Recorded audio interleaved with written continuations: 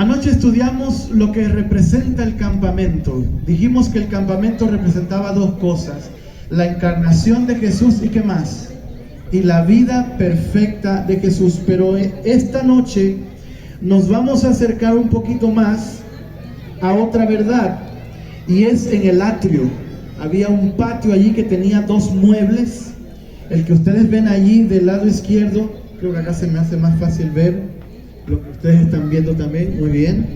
El que está del lado derecho de ustedes se llama altar de sacrificio, y eso es lo que vamos a estudiar esta noche. Vamos a ver qué representaba, qué sucedía allí, y no es otra cosa que el mueble que representaba la muerte de Jesús, porque después de que Jesús se encarnó y vivió de una forma perfecta, tuvo que ir a la cruz a morir. El otro mueble es el tema de mañana, es el lavacro, que representa la resurrección de Cristo. Muy bien, así que hoy vamos a hablar de lo que pasó en la cruz del Calvario. De paso, este mensaje es crucial para todo ser humano. Todo ser humano debe entender que hay un antes y un después de lo que sucedió allí. En la cruz del Calvario se nos dio el mayor de todos los regalos, la vida eterna. Pero antes de iniciar, yo quiero que ustedes vean esta imagen. ¿Qué ven allí? Ustedes pueden ver allí el campamento, ¿no es así? Pues yo quiero que ustedes se fijen allá al fondo, en el tabernáculo, había una nube. ¿Pueden ver la nube hasta allá? Esa nube. Yo quisiera mostrarles algo maravilloso esta noche respecto al santuario y a esa nube. Miren lo que dice la Biblia respecto a esa nube. En Éxodo capítulo 40, versículo 34, dice que entonces una nube, ¿qué cosa? Cubrió el tabernáculo de reunión, y la gloria de Jehová, ¿qué hizo? Llenó el tabernáculo. Es decir, una vez que todo el santuario del desierto estuvo construido, una gran nube vino sobre el tabernáculo y se posó sobre el santuario. ¿Qué más dice la Escritura? La Escritura dice en el versículo 35: y no podía Moisés entrar en el tabernáculo de reunión porque la nube estaba sobre él. ¿Y qué más? Y la gloria de Jehová, ¿qué? La gloria de Jehová llenó el santuario por completo. Miren el versículo 36 ahora. Y cuando la nube se alzaba, escuche bien esto, y cuando la nube se alzaba del tabernáculo, entonces los hijos de Israel, ¿qué hacían?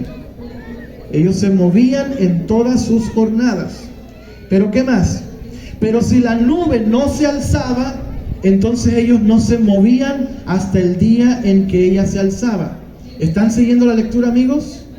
Quiere decir que esa nube que estamos viendo al fondo en esa imagen mostraba el movimiento del pueblo de Dios. Cuando la nube se quedaba quieta, ellos se quedaban quietos y acampaban. Cuando la nube se alzaba y se empezaba a mover, entonces ellos se iban moviendo juntamente con la nube, y cuando la nube se detenía, ellos se volvían a detener. ¿Están siguiendo la lectura?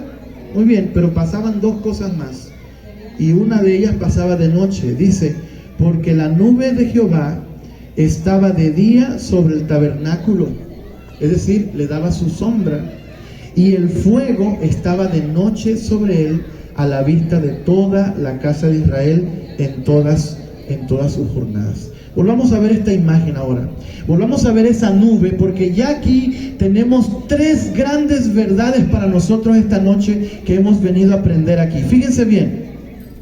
Cuando yo leí que esa nube se posó sobre el tabernáculo y que era la que guiaba a Israel, guiaba los pasos de ellos, yo dije en mi mente, wow, qué lindo sería tener una nube así hoy, ¿no es así?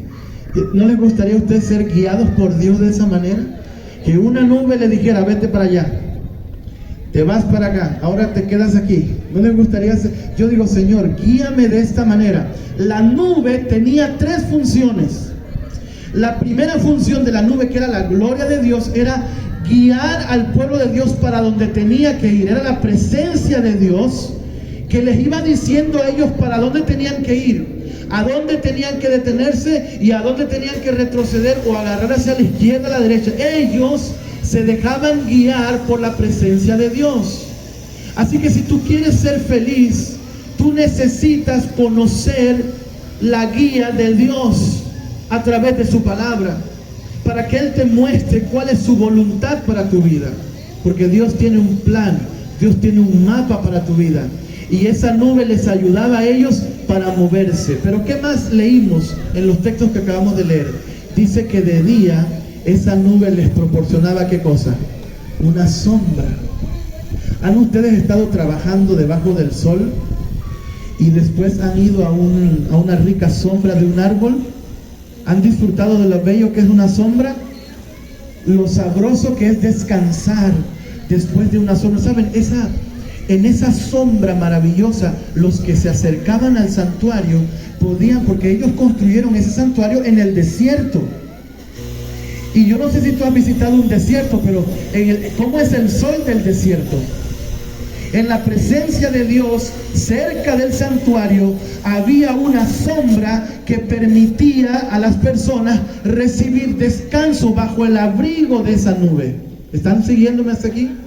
Una nube que guía, pero también una nube que da sombra cuando el calor está fuerte en el desierto. Y es que cuando esta vida se pone difícil, Dios también tiene para ti una sombra. El salmista lo vio cuando lo escribió. El que habita al abrigo de ¿qué? Del Altísimo puede ¿qué? Puede morar bajo ¿qué? Bajo su sombra, la sombra del Todopoderoso. ¿Saben? Esa nube está aquí esta noche. La sombra del Todopoderoso nos ha guiado hasta este lugar. Y su sombra nos protege de los problemas de la vida. Es decir, aún hay esperanza para aquellos que habitan en esa sombra, porque el mundo tiene problemas, el mundo tiene dificultades, pero tú hoy puedes descansar en los brazos de Jesús. Y la nube tenía una tercera función. En la noche dice que era como un fuego que les alumbraba, les servía de luz en la noche. De día una sombra, pero de noche alumbraba el camino en el desierto para que los israelitas pudiesen hacer sus actividades aún en la oscuridad.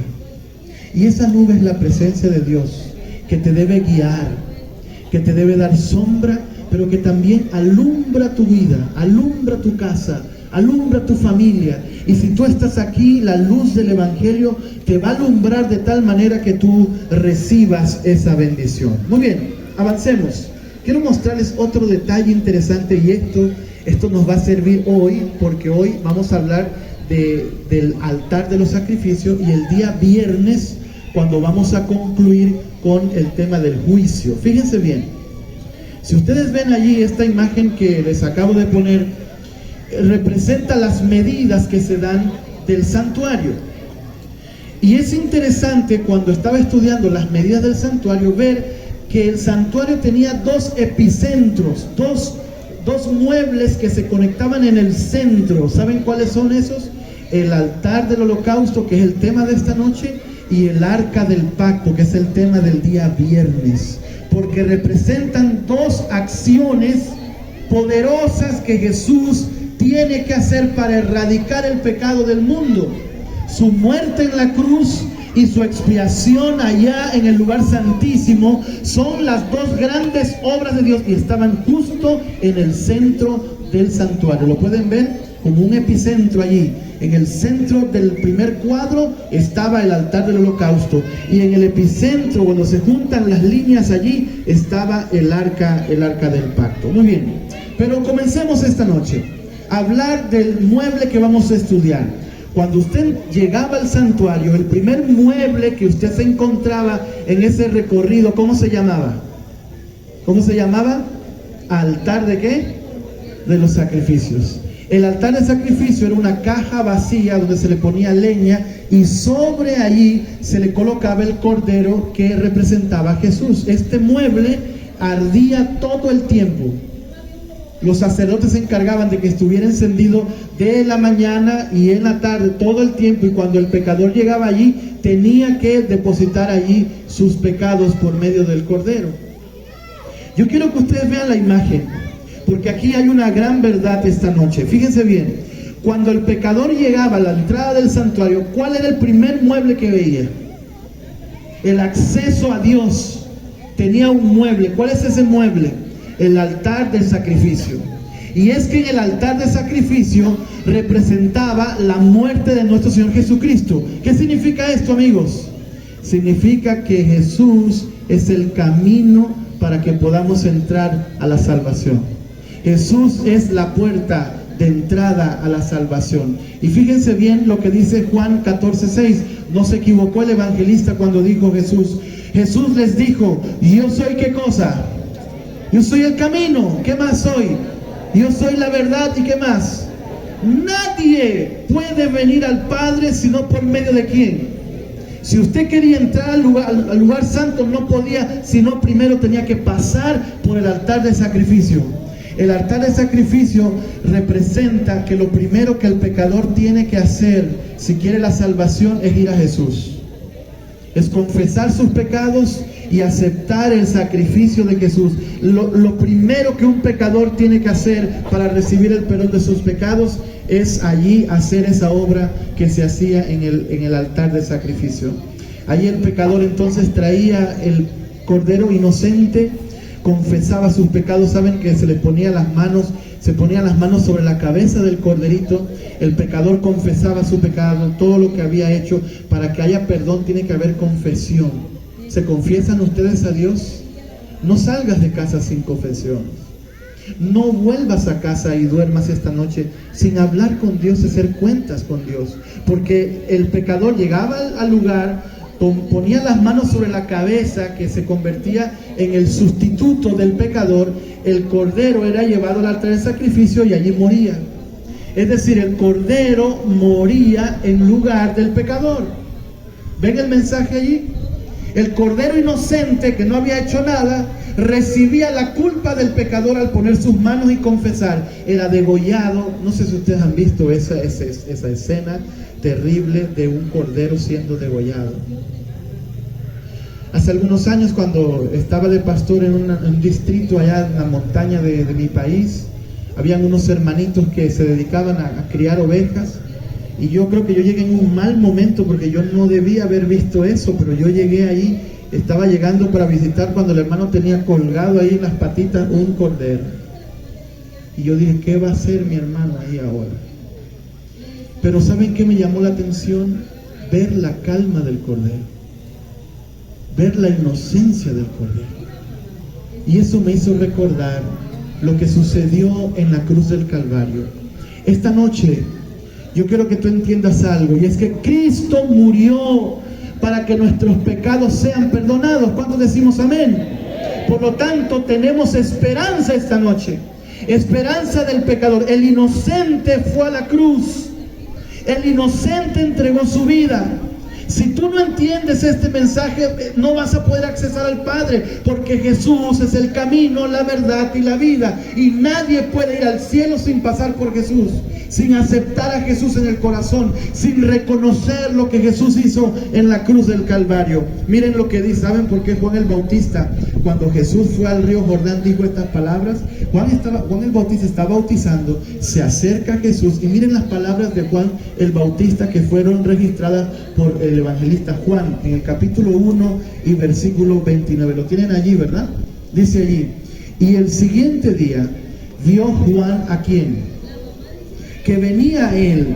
¿Y qué fue lo que él dijo cuando vio a Jesús? Aquí, ¿qué cosa? El Cordero de Dios que quita ¿qué cosa?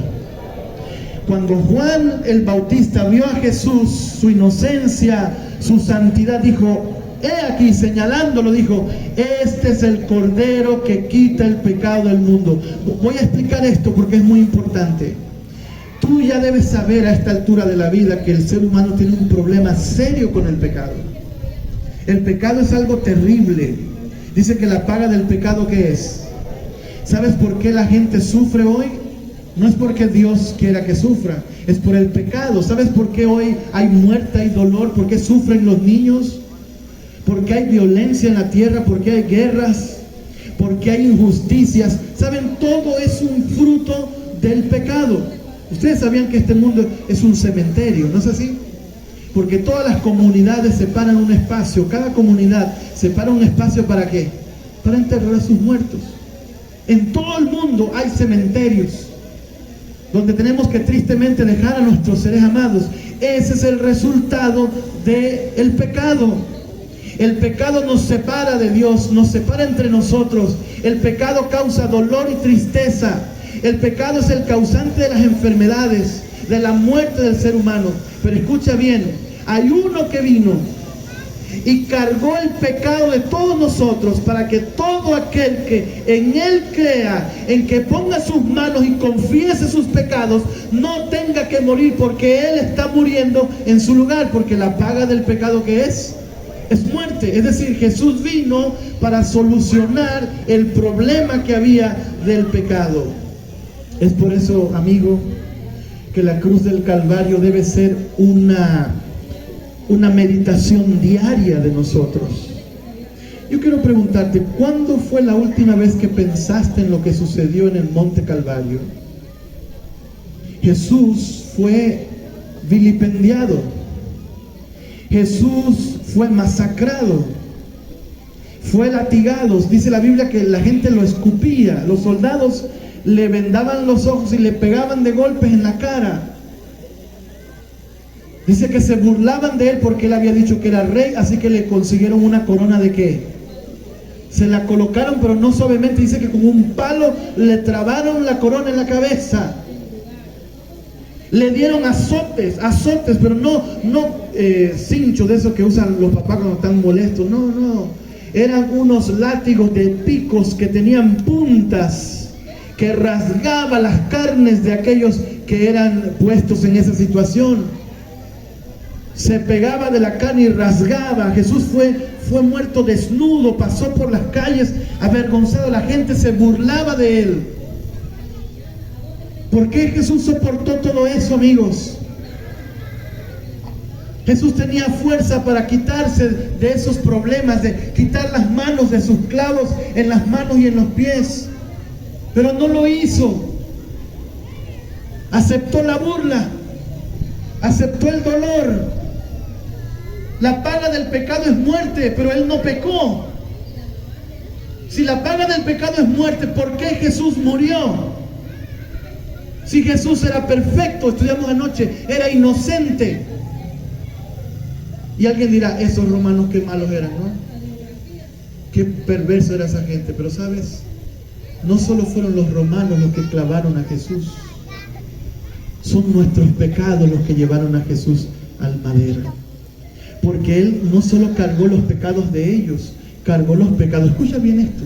Jesús cargó los pecados del primer pecador hasta el último pecador que exista antes de que Él vuelva por segunda vez.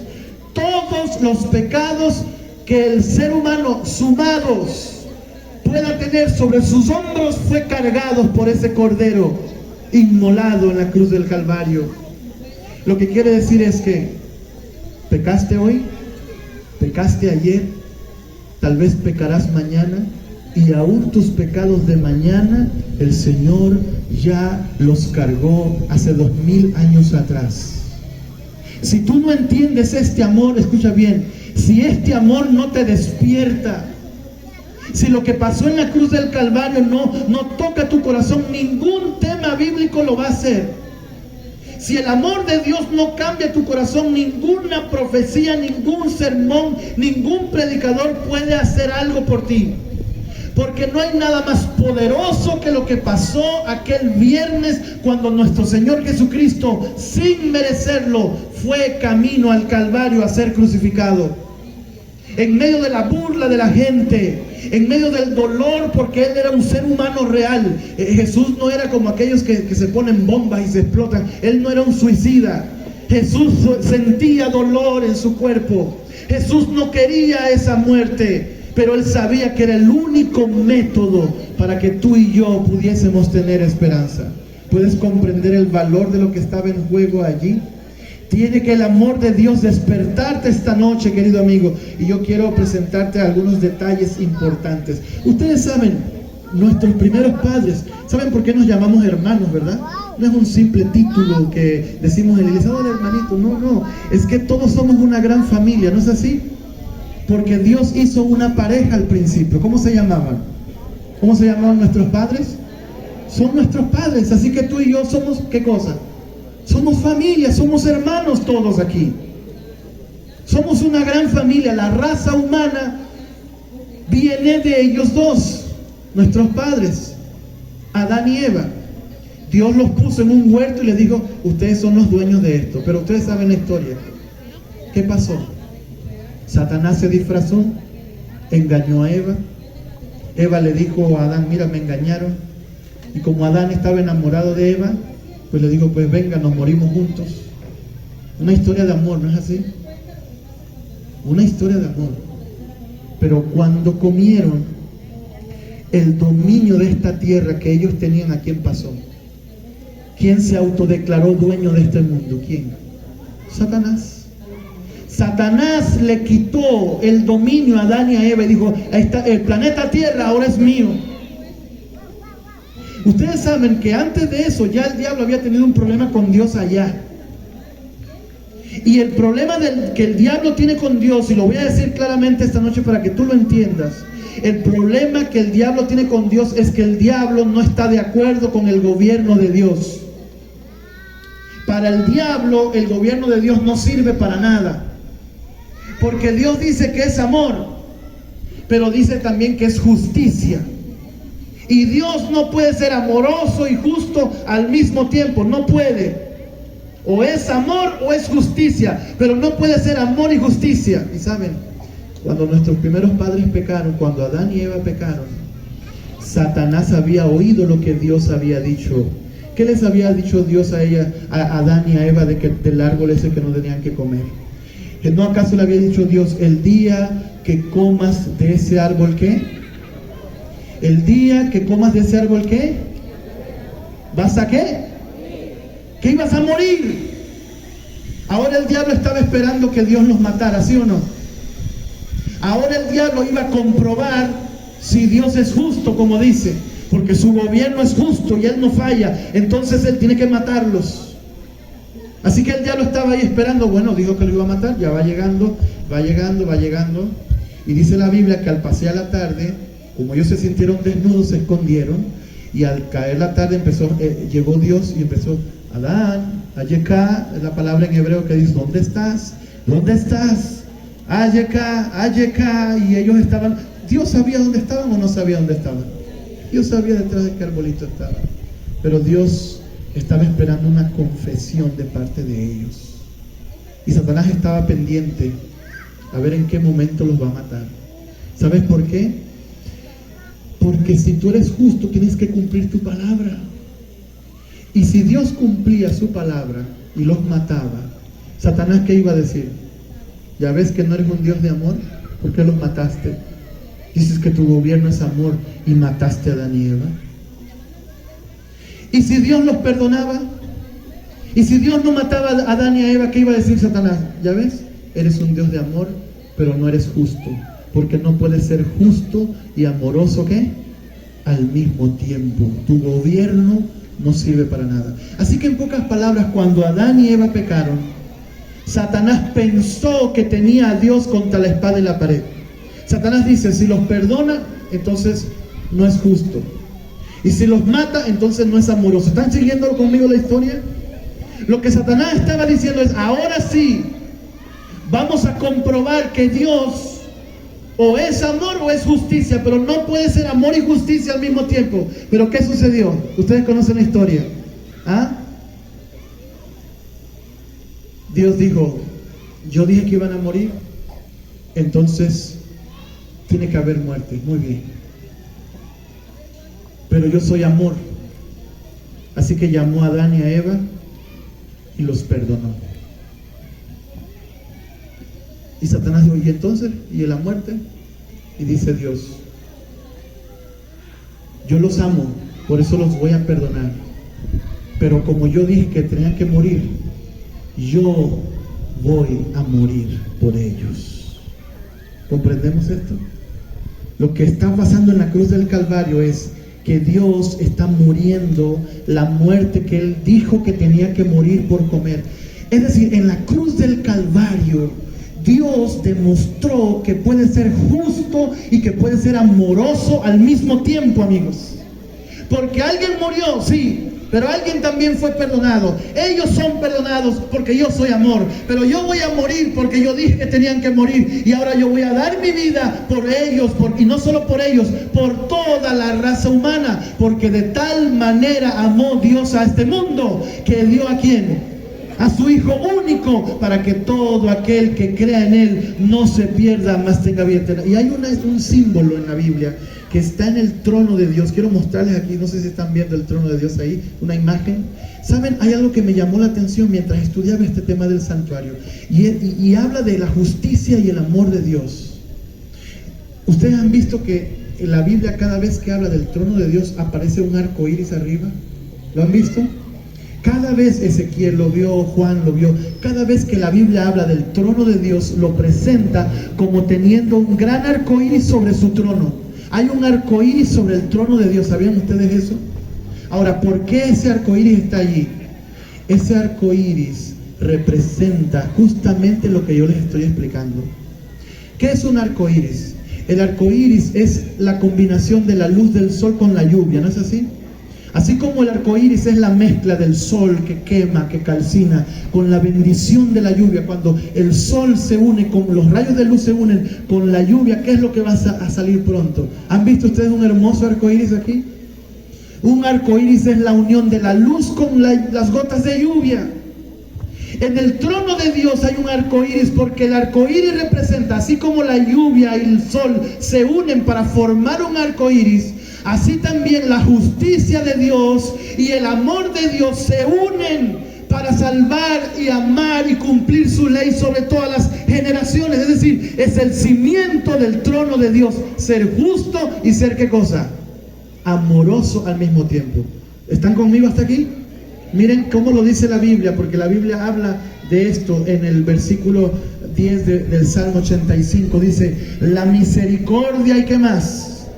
Y la verdad se encontraron. ¿Dónde se encuentran ellos? Se encuentran en el trono de Dios, se encuentran en la muerte de Cristo, se encuentran en un Dios que cumple su palabra, pero que le ocupa el lugar del pecador. La justicia y la paz que se besaron cuando Cristo dio su vida en la cruz del Calvario. Ahora, ¿qué lecciones tenemos aquí? ¿Qué lecciones aprendemos del altar, amigos? Las cosas equivocadas que hacemos, nuestros pecados, los que cometemos, tienen consecuencias graves. No creas que pecas y ya nada más. No, todo pecado tiene una consecuencia terrible en la vida del ser humano. También aprendemos en el altar que el sacrificio, además de mostrar que el pecado es algo muy serio porque causó la muerte de Cristo, enseña que el precio de ese perdón que tú puedes obtener es la muerte de un inocente. Jesús murió en nuestro lugar. El sacrificio enseñaba que no podemos producir el perdón nosotros mismos. El perdón tenía que venir desde fuera. La ayuda tenía que venir desde afuera. Por eso ayer estudiamos que Jesús se encarnó, vivió perfectamente. Pero aquel viernes, cuando eran las 3 de la tarde, nuestro Señor gritó desde el madero, consumado es. Y saben, aunque la gente que estaba ahí no entendió lo que Jesús estaba diciendo, déjame decirte que el universo sí entendió lo que Jesús estaba diciendo. Los mundos no caídos entendieron que Jesús había completado esa maravillosa obra, esa obra que está relatada en el altar de sacrificio. El altar de sacrificio representa aquella obra que Jesús hizo. ¿Saben? El altar era tan completo que cuando la víctima terminaba, las entrañas y todo que era quemado allí. ¿Sabes qué? Lo que se quemaba allí representa la obra final que Dios hará para extirpar el pecado para siempre. El Señor va a destruir la muerte. El Señor va a destruir la maldad. El Señor va a destruir al enemigo de Dios, va a destruir a los demonios.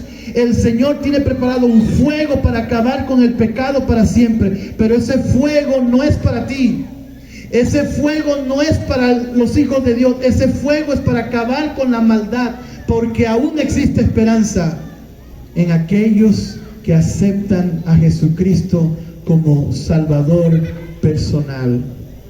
En la cruz del Calvario encontramos el ejemplo maravilloso de lo que es el verdadero amor.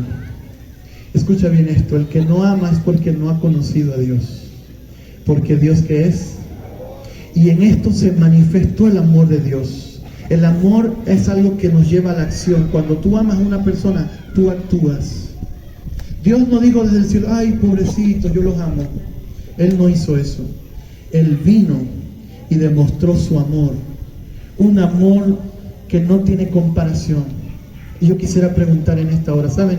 Cuando Pedro predicó un sermón como el que yo estoy predicando esta noche, dice la Biblia en Hechos 2 que la gente se compungió de corazón.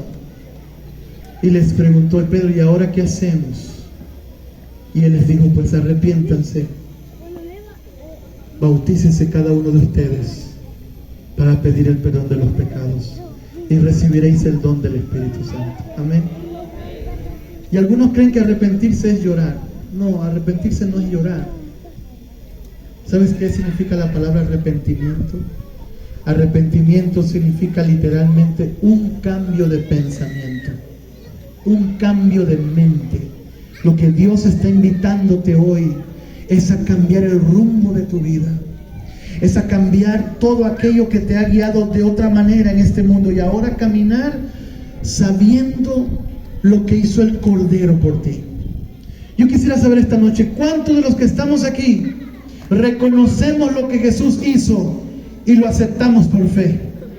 ¿Cuántos agradecemos al cielo por lo que el Cordero hizo por nosotros al ser inmolado en la cruz del Calvario? Su muerte es la que nos da esperanza esta noche.